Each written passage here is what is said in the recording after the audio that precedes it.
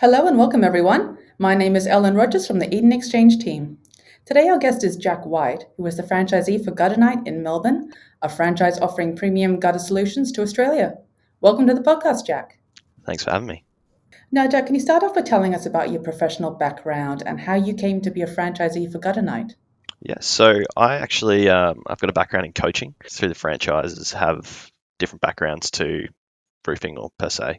So myself, I've got 6 years overseas of coaching. Was doing sort of a performance tennis sort of side of things, and prior to that, I've been sort of doing a lot of labouring jobs and hands-on jobs.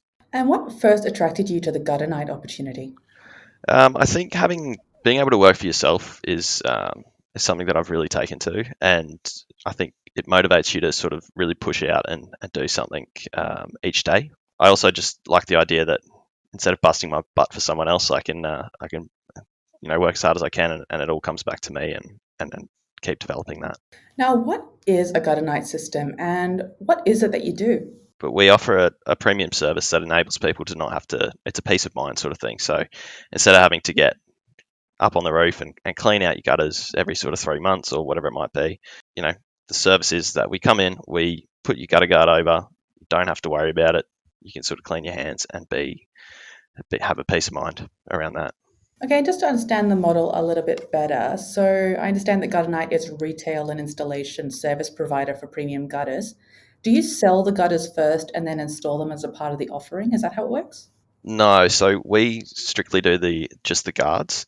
However, the with the gutters, if that needs doing prior to us coming in, it's a good opportunity for us to develop an alliance relationship. So whether it be a gutter plumber or a builder or something like that, if we can get someone in to do that work, it creates a good foundation for a relationship moving forward.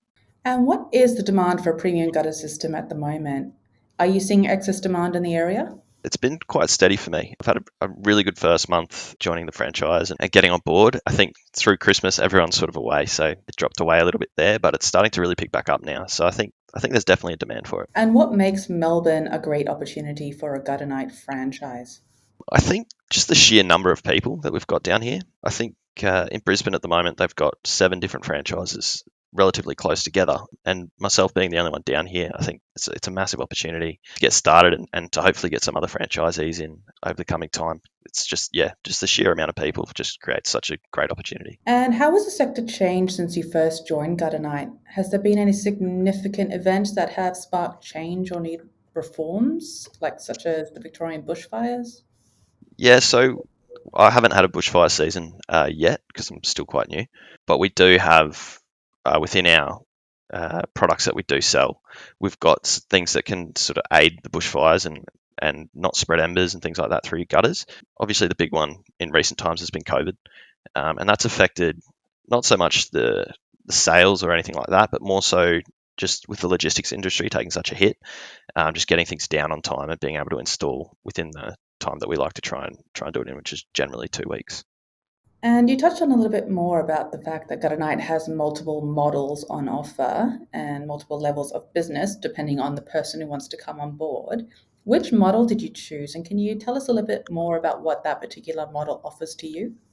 Yeah, so that's a good question because when you start, it's yourself. It sort of varies. You sort of almost take steps like up a ladder. So when you first join, it's as I said, it's yourself. So you're trying to win as many jobs as you can, get on board, and set yourself up to try and get another installer in. I think mindset going into picking up the franchise was that I wanted to be running it like a business. So I didn't want to be on the roof every day doing installs and things like that. And don't get me wrong, I do enjoy it. It's good to be up there and you sort of just get lost in your own head and go about your work. But I think you can only do so much by yourself. So I think looking to expand that and I've got 2 people that I can fall back onto now to do installs for me. So trying to pick it up as a business is the way that I've gone, and to be able to have that support with people working for me rather than doing it all myself because yeah, you hit a ceiling at some point. So yeah, again, there's different models though. So you could do it by yourself. You could do 800 meters a month and be very comfortable, or you could go the other side of that and you could sell 3,000 meters and you could have 2 guys doing it for you. And I think in terms of I was looking at from a business point of view, that's sort of the approach that I want to take. And what business support were you offered when you first started out as part of the training program, and how has that changed as you've progressed? So generally, with COVID, it made it a bit tricky at the start. Generally, you'll go up to Queensland for a week, and you'll be on the roof with David, who is one of the owners, David Miles, and he'll take us through with his installers and show us how it's all done and what it's all about.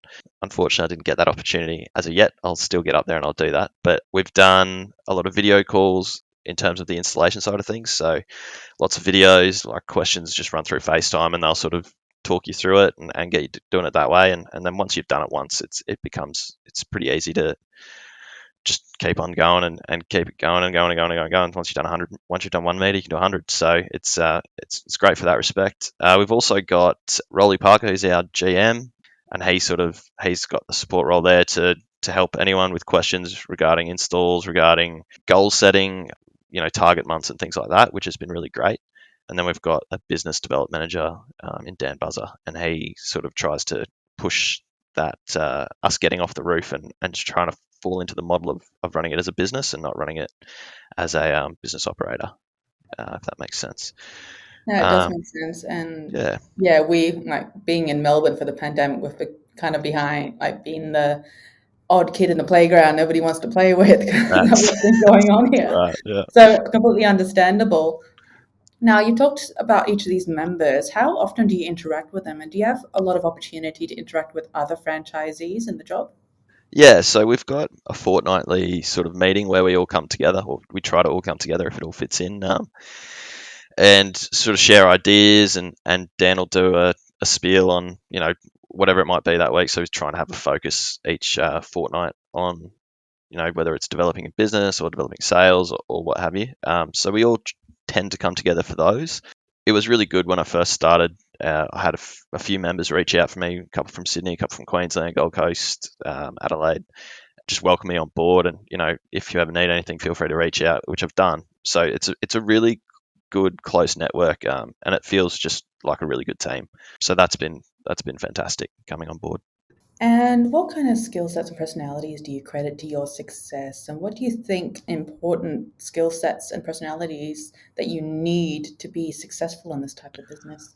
Yeah, so I think communication's obviously a big one. You're dealing with clients all the time, and whether or not they want to go through with it or what have you, I think it's always important just to communicate well and get back to people as soon as you can, because once it's fresh in their mind, they're probably more inclined to go ahead with something rather than if you waited 3 days and they've sort of ummed and ahed about it or what have you.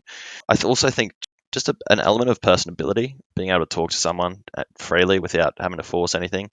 I don't tend to do like a hard sale or anything like that. I just like my favorite part of the job is just going out and meeting people. So I think that sort of has played well to my hand. Just picking something at their house that you see, whether it's like a tennis racket or a surfboard or whatever, and just having a chat about that. And I think that sort of enables them to trust as well once you've had a conversation, which again I think is really helpful. And I'd probably say just being upfront, being confident in your approach to someone and to how you're talking about your product, because as we're a national franchise, we've got a massive backing there, we've got a huge support network. So being confident that you can present that and do a fantastic job. What else? Being honest and genuine, obviously, is just, I think it just makes a massive difference in winning jobs. So I think those are probably the key ones. Being able to think on your feet is probably a good one as well, because you'll be dealing with problems on jobs that you may not have accounted for, and just being able to adjust and overcome those. And I think the type of person that's going to do well is someone who finds a routine.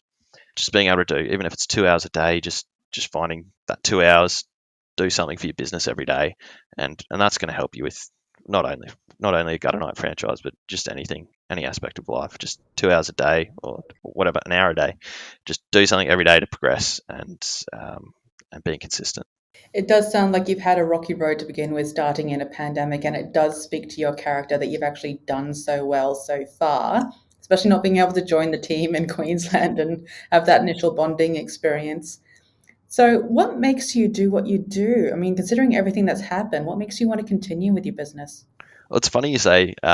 It's actually almost been better because everyone's been home, so everyone's starting to realize, oh, this is becoming an issue. I've got too many leaves in my gutters. I've got birds nesting in my roof. So in a way, it's been good, but obviously there's definitely downsides to it as well. I just like seeing progress. So seeing, like, my first month, I broke the 1,000 meter threshold, which was fantastic. But just progress. So just wanting to see that number go up, just wanting to, whether it's by week or by fortnight or by month or by quarter or whatever it might be, just seeing that number increase, it's exciting. And I think with Gutter Knight, it's almost uncapped with how far you can take it.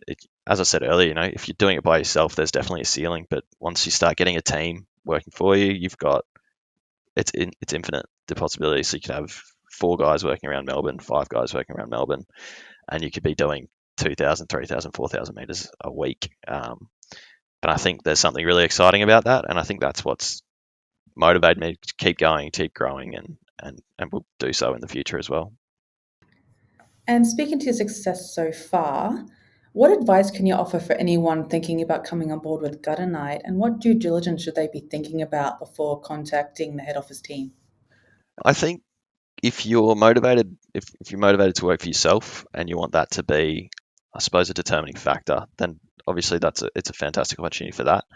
I think committing fully to it as well, taking away that safety net and being able to just immerse yourself in it, that's helped me a lot. I was working full time when I first started, and I think I lasted about 3 weeks, and then I handed in my notice because I think you just gotta go all in. And I think knowing what you're getting into. So, like, Milesy was fantastic when I first spoke to him. I think I spent about an hour on the phone with him, just asking him questions and questions and questions, and he's so happy to answer it. So yeah, look, no, commit fully, and just ask questions at the start. Know what you're getting into. It's a fantastic team. The model is uncapped. You can do anything with it. So yeah, I think just trying to establish relationships early on will be a massive advantage if you're going to get into it. Now, Yeah. thanks, Jack. Gutter Night does sound like an opportunity worth knowing more about. Now, for anyone listening to this podcast who is keen to put their name down for more information, there will be a button beneath this podcast to submit your inquiry, and the team at Gutter Night will get the ball rolling ASAP and get you started on your franchising journey. Now, thanks again, Jack, for joining us on the podcast. We wish you all the success in your business and hope to hear from you soon with an update. Thank you very much. All right, bye. Bye.